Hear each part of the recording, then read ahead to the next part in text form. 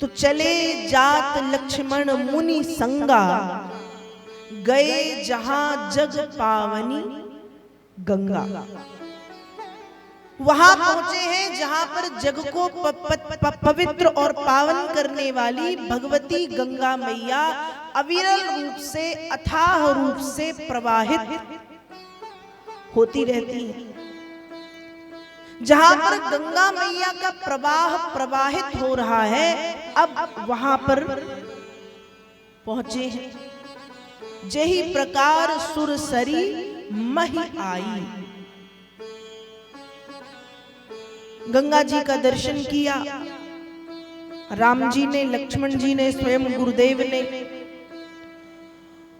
और गुरुदेव ने दर्शन के साथ साथ राम जी को क्या सुनाई है? गाधी सूनु सब कथा सुनाई। पूरी कथा सुनाई है। पूरी कथा मतलब कि किस प्रकार से इस पृथ्वी पर गंगा मैया का अवतरण हुआ। इस पृथ्वी पर गंगा मैया को लाने का श्रेय सूर्यवंश को ही है।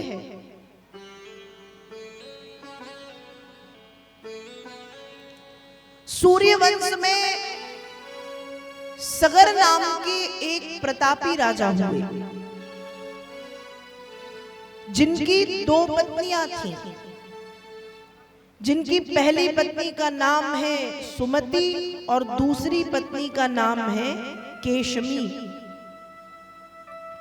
सुमति से 60,000 बेटे हुए और केशमी का एक पुत्र है, सुमति और केशमी।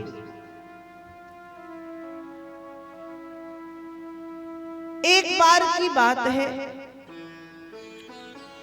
राजा सगर ने अश्वमेध यज्ञ किया और अश्वमेध यज्ञ में एक घोड़ा छोड़ा जाता है। जब घोड़ा छोड़ा तो ईर्ष्यावश उस घोड़े को इंद्र ने चुरा लिया।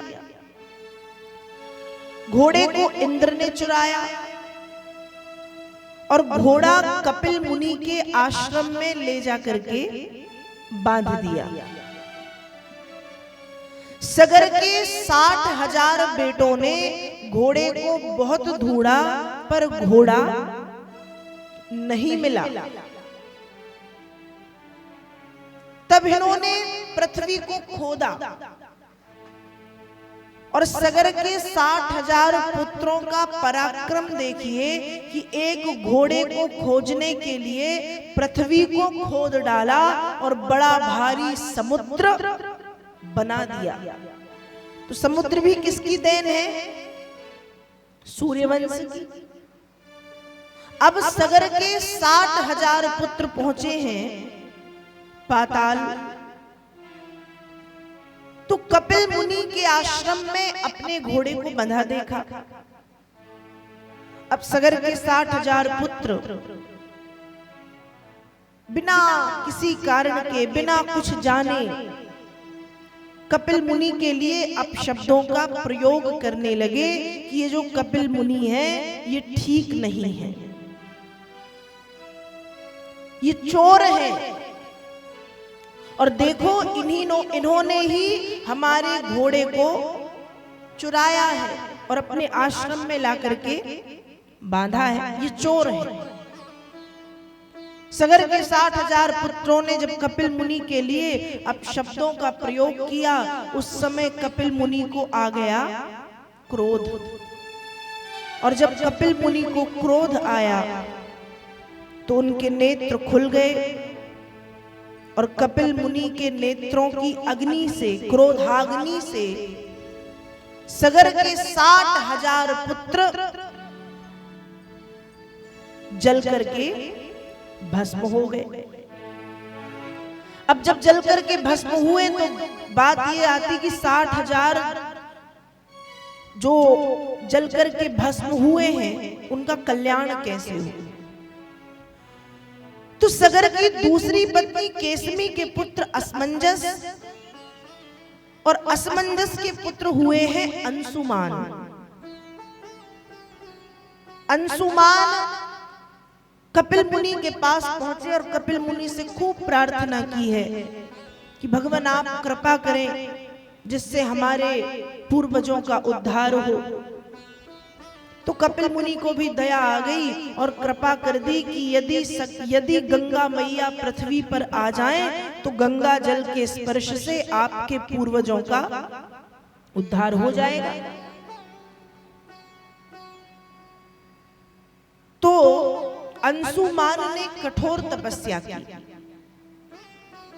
लेकिन अंशुमान तपस्या करने में हो गए असफल। गंगा जी पृथ्वी पर नहीं आई। अंशुमान के पुत्र हुए दिलीप। दिलीप ने भी कठोर तप किया, लेकिन गंगा मैया पृथ्वी पर नहीं आई। तब दिलीप के पुत्र हुए हैं भक्त भागीरथ। और जब भागीरथ ने कठोर तप किया तो भागीरथ के भक्ति भाव के बंधन में बंध करके गंगा मैया पृथ्वी पर आई, आ गई। पर आकर के गंगा मैया कहती हैं कि महाराज मैं पृथ्वी पर आ तो जाऊं। अभी गंगा मैया एक देवी के रूप में आई हैं कि मैं पृथ्वी पर आ तो जाऊं, पर तुम्हारी पृथ्वी पर ऐसा कोई वीर है जो हमारे प्रखर वेग को धारण कर सके? यदि है तो अच्छी बात है, और यदि नहीं है तो हे महाराज, जब स्वर्ग से मैं पृथ्वी पर गिरूंगी और किसी ने यदि समय पे मुझे धारण नहीं किया तो पृथ्वी को फाड़ करके उसी क्षण में पाताल में चली जाऊंगी और आपके पूर्वजों का कल्याण नहीं हो पाएगा। क्या किया जाए? खूब विचार किया, खूब सोच विचार करने के बाद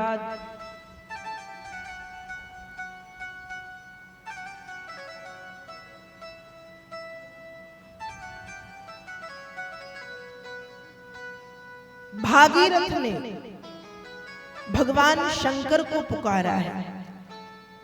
और जब भगवान भोलेनाथ से निवेदन किया कि हे भगवान अब आप ही कृपा करें, भगवान शंकर प्रकट हुए और भगवान शंकर भागीरथ से कहते हैं कि तुम चिंता मत करो, मैं गंगा मैया के वेग को धारण कर लूंगा।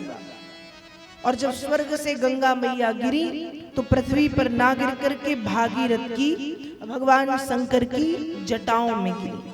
भगवान ने अपनी जटाओं को फैला लिया, खोल लिया, गंगा मैया जटाओं में समा गई। भगवान ने अपनी जटाएं बांध ली। 1 वर्ष तक शिव की जटाओं में यहां से वहां गंगा मैया घूमते रहे।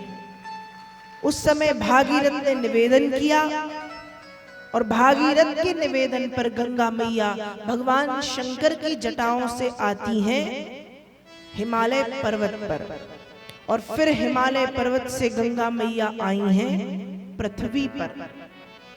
और फिर कहा गया कि जहां जहां भागीरथ का रथ पीछे पीछे गंगा की प्रखर धारा वहां वहां पहुंची है। जिस देश, जिस गांव, जिस नगर, जिस शहर से भागीरथ का रथ निकल रहा है उस स्थान को गंगा मैया पवित्र करते हुए आगे बढ़ी। गंगा मैया बढ़ती गई, बढ़ती गई, बढ़ती गई, बढ़ती गई, बढ़ती गई, बढ़ती गई, और बढ़ते बढ़ते अब गंगा मैया वहां पहुंची हैं जहां सगर के आत्मज, मतलब सगर के 60,000 पुत्र राख का ढेर बन करके पड़े हुए थे। और जैसे ही उस राख के ढेर में गंगा जल का स्पर्श हुआ, सगरात्मजान सगर के पुत्रों का कल्याण हो गया। तो विश्वामित्र जी बता रहे हैं कि हे राम, गंगा जी का इस पृथ्वी पर आना भी आपके ही वंश का प्रभाव और प्रताप है।